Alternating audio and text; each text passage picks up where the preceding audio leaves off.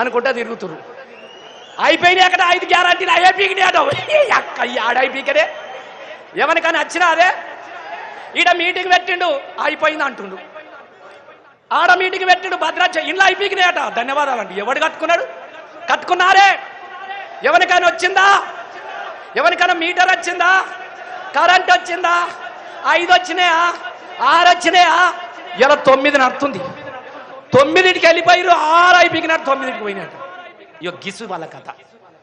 గస్ వంటి మనిషి అట అడిగితే అయ్యా నీ 6 గ్యారంటీలని అబద్ధాలు చెప్పినావు, 100 రోజులు ఆగమన్నావు, మేము ఆగినాం. ఎవ్విరా అంటే ఏయ్ బాంబులు పెట్టి పేల్చెత్తా. బాంబులు కొత్త అమ్మకు తెలంగాణలో కొత్తనా? లాఠీలిరిగిన ఓ అరే లాఠీలిరిగిన ఓ లడాయి మానం, లాఠీలిరిగిన ఓ లడాయి మానం. లాఠీలు కొత్తనా? తూటాలు కొత్తనా? జైలు కొత్తనా? బిడ్డ నువ్వు పేగులు మెడకేసుకున్నా, నువ్వు బాంబాయి పేలినా పర్వాలేదు, కానీ 6 గ్యారంటీలు రాకపోతే మా ప్రజలే బాంబులు అవుతారు బిడ్డ. గది రాసి పెట్టుకో. గది పోవాలి ఎట్లయినా ప్రజలు అడుగుతారని పొద్దుగా లేస్తే కేసీఆర్ను తిట్టాలి, కేటీఆర్ను తిట్టాలి, వినోద్ అన్నని తిట్టాలి. గిది వాళ్ళ కథ. దయచేసి మిత్రులారా, నేను మీకోసం, నేను ఒక ఎమ్మెల్యేగా మీతో మాట్లాడతలేను. తెలంగాణ తొలి ఎమ్మెల్యేనే నేను దానికోసమో ఓటు కోసమో నేను మాట్లాడలేను. దయచేసి దుఃఖాన్ని ఒక్కసారి మీరు వినండి అన్న. దయచేసి రేపు గ్రామాలలో చర్చ పెట్టండి. ఈ 6 గ్యారంటీల అబద్ధాలతోని ఎంపీ ఎలక్షన్లు వస్తున్నాయి కాబట్టి ఇక ఇది ఇస్తాం అది ఇస్తాం అని చెప్తా ఉన్నారు. ఇక్కడ మనం జాగ్రత్తగా ఉండాలి, ఇక్కడ మనం ఆలోచన చేయాలి. ఇవాళ పల్లెలకు వెళితే నేను మనకు నర్సకపేట నుంచి వస్తా ఉన్నా వాగు దగ్గరికి. నేను ప్రామిస్ చెప్తున్నా, ఏడ్చినా, నేను ఏడ్చిన. మా తమ్ముడు సిద్ధం వేనున్నాడు, మేమందరం కూడా వస్తూ ఉంటే గాలి పెళ్లి మీద 3 పంటలకి ఎర్రని ఎండాకాలంలో కూడా మత్తడి దుంకిచ్చింది.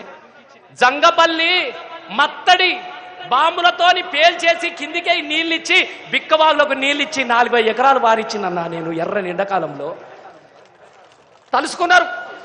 నేను పోతా ఉంటే ఒక పెద్ద మనిషి కూర్చున్నాడు, బిడ్డ ఆగమన్నాడు. ఆగినా ఏమైందే బాబన్నా?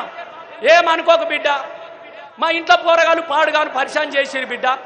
వాడు 4 సార్లు ఓడిపోయాడట బిడ్డ, వాడు చచ్చిపోతాడట బిడ్డ. ఈ ఒక్కసారి చూద్దామని ఓటేసిన బిడ్డ, ఆ ఒక్కసారికి నాకు 100 సంవత్సరాల జీవితం చూపించింది బిడ్డ. ఏమైందే బాపు అన్న? ఏం కావాలా తమ్ముడా? చూసినావు మళ్ళా గవే పల్లె పల్లెనా పల్లెర్లు మొలిసే పంట సేలలోనా నా తెలంగాణలోనా చెట్టు మీద పిట్టాలెగురవు సేద బాయిలో ఊటలూరవు పచ్చ పచ్చనోళ్ళు పలుగు రాళ్ళు తేలినాయి. ఏమున్నది బిడ్డ? ఈ పంటను అంటి పెట్టుకొని చచ్చిపోబుద్ధి అవుతుంది బిడ్డ, కానీ ముసలి నా కళ్ళలో మెదులుతుంది బిడ్డ. అయ్యో రేపు మళ్ళీ మన రోజులు కావాలంటే గడ కాళేశ్వరం దగ్గర 3 కూలిపోయినాయట అంటే నీ కూలుడు పాడుగాను బిడ్డ. పోయినసారి నా ఇల్లు కట్టుకున్న బిడ్డ 2 పొక్కలల్లా నీళ్లు మీదికై ఊరుతున్న బిడ్డ, 2 పిల్లర్లకై.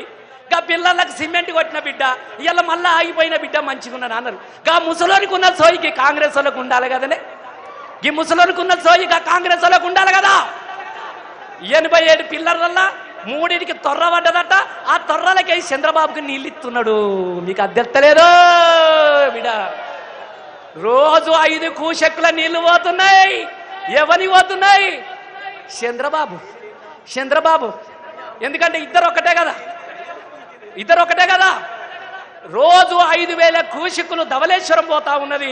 రేవంత్ రెడ్డిని అనుకున్నాడట, అరే బిడ్డ నువ్వు గెలిచినావు, ఈడ నేను గెలవాలంటే కాళేశ్వరం రిపేర్ చేయగల బిడ్డ, నీళ్లు నాకు పంపురా, నేను కూడా ముఖ్యమంత్రిని అయితా, ఇద్దరం కలుద్దాం, నువ్వు ఆడ దోసుకో నేను ఈడ దోసుకుంటా, ఇద్దరం కలిసి అక్కడ దోసుకుందాం మనం ఇద్దరం అని చెప్పి 3 పిల్లల ముచ్చటేందే.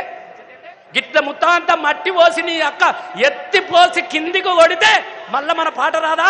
గలగల పారేటి గంగమ్మ తల్లినే నల్లరేగల్లకు మళ్ళించినాడమ్మ.